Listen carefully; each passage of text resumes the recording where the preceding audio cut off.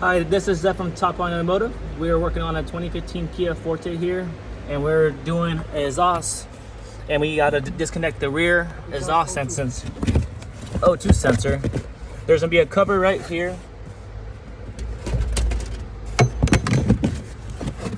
It'll look something like this to start. Yeah. You'll take out the bolt. You're gonna pull out the carpet, and your connector is gonna be right here. Make sure you pull out the carpet more, and then you have to get the sensor out.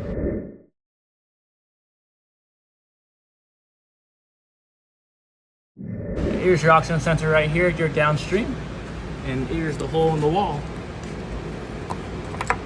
And now you're out. We're gonna install our sensor and go back together. Have a good day.